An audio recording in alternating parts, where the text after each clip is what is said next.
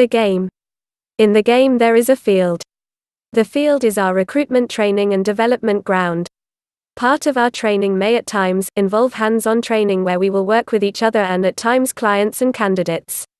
On the field we are in a safe place, a place of trust, a place that we feel safe. What is discussed on the field, or in the training room stays in this room. We have 4 different roles that we will choose to play. The commentator role resides in his box. The spectator role, situated in the stand. The player role, plays on the field, and the coach role, motivates the direction of the game. We have different time perspectives. The past events are still influencing you today.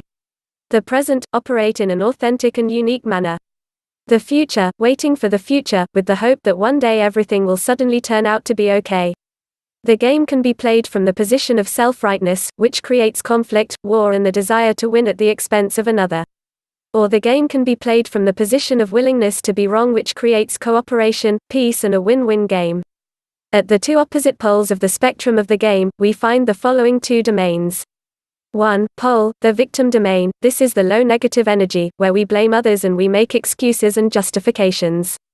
2. Pole, the accountability and responsibility domain. This is the positive emotion, the high energy, where we take action to get a result, we are solution-orientated, we take ownership and acknowledge reality.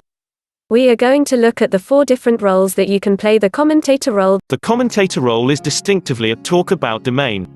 The commentator lives in the box, or rather his cocoon, isolated and removed from the rest of the world, from where he produces endless commentary. The language of the commentator is a language of description. He is talking about the events, claiming to describe what has happened on the field. In his commentary he is always lagging behind the unfolding action. He can talk about the events of life once they have occurred.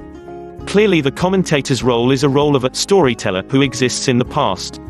He simply observes from a distance, and from his secured and isolated box, without having any personal involvement, without getting his hands dirty, he makes his self-perceived, sophisticated comments.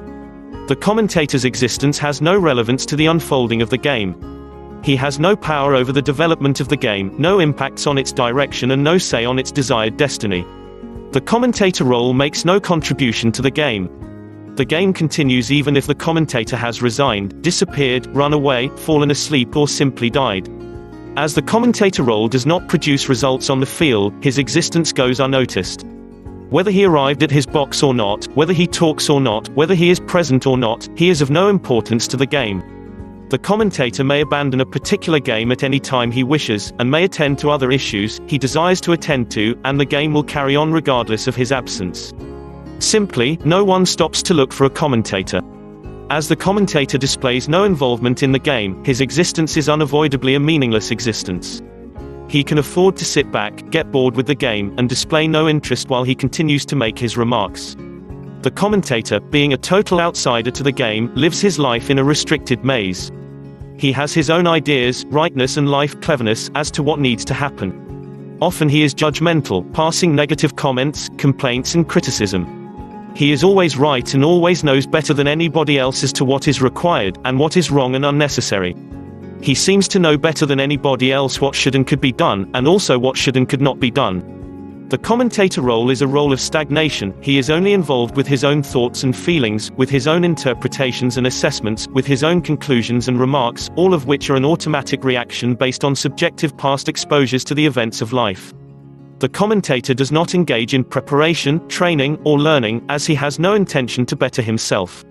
His thoughts, feelings and reactions are short-lived, as they are continuously shaped, influenced and manipulated by the stream of events, as they continuously and constantly unfold on the field.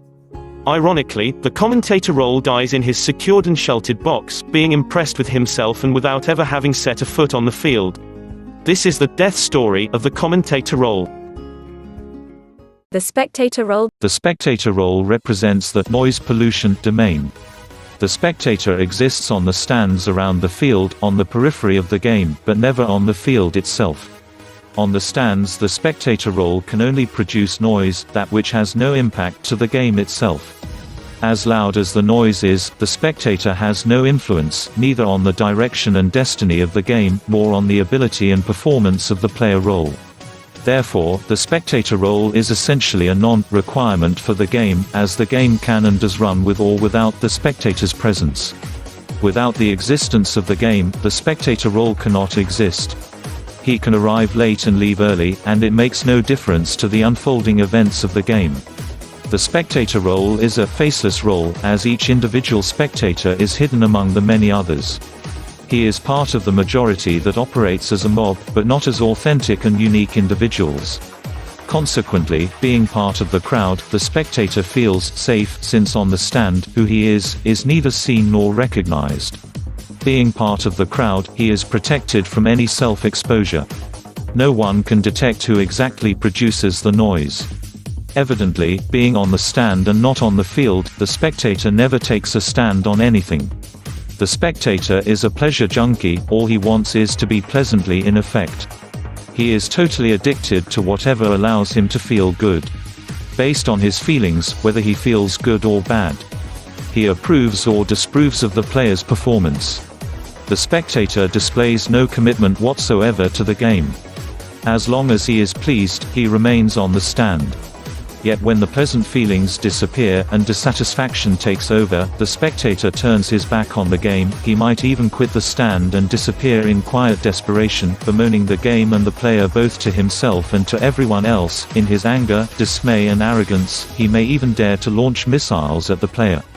Evidently, the spectator is only committed to a state of feeling good.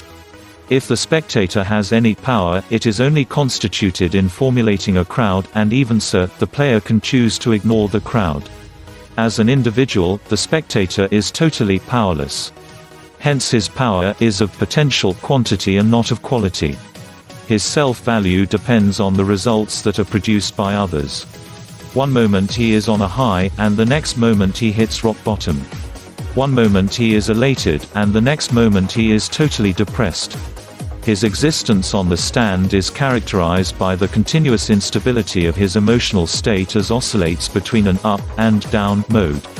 As the spectator identifies himself with others, he has no authentic and no meaningful existence of his own, and therefore has no significant say about his own life. The spectator oscillates between the past and the future, but is never in the present. On the stand, the spectator reacts to an event that already had occurred. At the same time, the spectator is always waiting for the next event to occur, with the hope that the next event, and the next one, will be a satisfying event. The spectator lives his life in a mode of self-deception. He assumes that he is important and that he can influence the game. As such, he conducts his life based on unfounded and flawed assumptions and expectations, continuously hoping that the next event or opportunity will provide him with sufficient satisfaction to last until the next event starts. His highs are temporary in their existence, as he has no solid ground to stand on. He is not the one that produces results in the game, and hence he has no meaningful say about his own existence or destiny. All in all, the spectator is the consumer within the game. This is the empty story of the spectator role. The player role. The player role is a do-about domain. The player exists on the field. His language is the language for action, as his interest is in producing the desired result. The player is of the utmost importance in the game. In fact, his existence is inseparable from the existence of the game. Without the player there is no game. His involvement with the game is a complete involvement, as through his actions he is continuously creating the game. The player exists in the present domain, and his responses are immediate with immediate consequences. Simultaneously, while he operates in the now, his action is aimed at the future domain, as he is creating what is not yet. This is to say that in the game, the player has no intention to maintain and sustain things as they are. He is rather committed to creating and directing continuous change, and by that to bring about new advancements and developments. In many aspects, the player is the game, since without the player the game itself does not exist. His commitment to the game is of the highest order. He continuously trains and prepares himself as he is striving to become better and better in his play. He has a competitive approach, and therefore he does not give up, but rather trains more frequently and more intensely, living by his own regiment of self-demand in order to continuously improve his performance. The player is an achiever. He does not relinquish his power of being in the process of thinking and feeling, nor to other people's talk or judgment. His emphasis is first and foremost on the actions which are the expression of his core ability, as it is his performance, his participation and his commitment that influence and produce the results.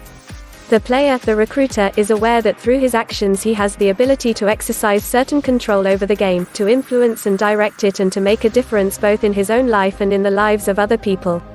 In terms of the recruitment game, in the player role, the focus is on what is important. The player role pays no attention to the commentator role, neither to the spectator role. His focus is on winning through action. Hence, he works with facts and not with assumptions. The player role continuously interacts with and listens to the coach role, in order to improve his own performance. The player takes responsibility for the game and its outcomes. His constant attempts to create new possibilities involve risk-taking, personal exposure and the willingness to experiment with new ventures. In the player domain, the motto is, nothing ventured, nothing gained. His responsibility is such that he is continuously seeking new solutions to every situation. Hence the player has a willingness to be wrong. The player is coachable. He does not step onto the field to prove his rightness. An uncoachable player does not stay on the field for too long, but soon is replaced and becomes a spectator. The player continuously uses results as a feedback on his performance and consequently implements the required corrective actions. As such, he is involved in the practicalities of the game. All in all, he is the doer and the producer in the game. This is the exciting story of the player role. The coach role. The coach role is also a talk-about domain. However, the coach's talk is neither empty nor irrelevant. While all he does is talk, the coach is talking about producing his long-term vision for the game. The coach regards himself as a visionary, he has a personal purpose and a compelling vision, and he acts on it. As such, the coach continuously monitors the future domain. Thus, being ahead of time and ahead of others, the coach talks about what isn't yet, and what can be done. The coach is open and willing to interact with the uncertainty of the future. He deals with possibilities rather than certainties. As a coach, he creates the possibilities and the opportunities by indicating what is missing and what has not yet been done. He also talks about what has been done that is not working effectively.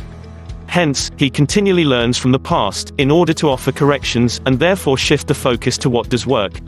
To this end, the coach role is a continuous search for patterns, for generating new theories and alternatives, and for pioneering different perspectives and approaches. In the coach role, the approach is an approach of cooperation. The coach is a friend that cares about the player. He is committed to support the player by challenging him, by not letting him off the hook, and by demanding from the player to be the best he can be. It is the coach that ensures that the player is aware of her values and purpose. The coach invites others to unite through a common vision so that everyone can win. He deals with resistance to change by creating trust and support while encouraging the player to bring his special abilities and uniqueness into the game. Having a clear vision allows the coach to identify both the opportunities and the obstacles, and thus to clarify the optimum game plan for producing the desired outcomes. Fundamentally, the coach's locus of control is internal, and therefore he is aware that he can make a significant impact on the direction of the game. Hence, being focused, he is totally committed to the manifestation of the dream. The coach has clarity with regard to where he is standing, where and what he is aiming at, and how to get there. He is also aware of what is available to him specifically of people's abilities, needs and desires. The coach therefore celebrates diversity and utilizes the best of every player in order to create an effective team. At the same time, the coach discriminates in issuing assignments and tasks, in demanding results and in offering payoffs, depending on the real ability and value of the player. As such, the coach role invites the player role to align through a shared vision that can create a win-win situation for all. In the coach role, the approach to the game is a practical approach. All talk has to be translated into action on the field. The coach insists on variety and variation and is continuously searching for second, third, and fourth, correct solutions. He is willing to be illogical and unconventional in his search for new possibilities. He has the ability to entertain novelty and to implement the unexpected. While he has the experience, from having been there before, he relentlessly seeks new and more advanced knowledge. The coach role operates from a mode of anticipation of failure. He anticipates the possibility of breakdowns, and thus he continuously adopts the operative model of stop, look, correct, take action in order to achieve a breakthrough in the game. The coach uses the obtained results as a feedback loop on his effectiveness. Hence, the coach takes responsibility for everything, from the enrollment of the player to the final outcome of the game, and he always acts from the standpoint of responsibility. He avoids blames, justifications and excuses. He is results-orientated, and as such he is emotionally intelligent. He does not retreat into shame, guilt, anger or any other ineffective emotions and feelings. Instead, he detaches who he is from the manifestations of success or failure.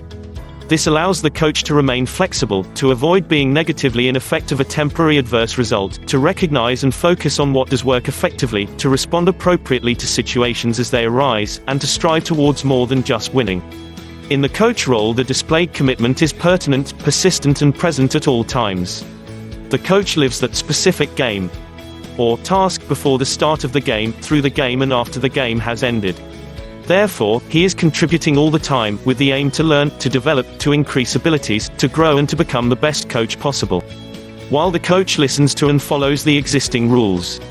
Often, the coach makes the rules, and hence he maintains his freedom to ignore them and to change them when they are no longer effective, or when they become inappropriate. The coach is of the utmost importance to the game. He is the one who is open to all sources of feedback and can see beyond the horizon. He regards uncertainty and novelty as a resource, and he also pays attention to what is unsaid and not yet done. He holds the unknown as vitally important and does not take anything for granted. Emphasis is placed on preparation and acquiring the ability to do more with less. The coach favors elegant solutions and is always on the lookout for something unique and different. Being in charge as a leader, he motivates the player to a higher level of operation and cooperation. He understands that there is more to life than what he will ever comprehend. Hence, when necessary, the coach lets go in order to expand the pool of possibilities and by that to invite new choices. At the same time, he is resilient, and is able to stand the heat of criticism whenever deserved. All in all, the coach role, the focus is on the bigger picture. The coach's commitment and dedication is fully pledged as he holds the vision as bigger than himself. His approach allows the player to transcend the difficulties of the moment and to produce the best in the long run and for an extended period of time. As such, the coach has a unique impact on the game, and his impact is most significant. This is the visionary story of the coach role. The quality of our development as a recruiter, the joy and the pain we will experience and the significance and meaning we attach to our personal development, will depend on a large extent on the role we select when we play the game.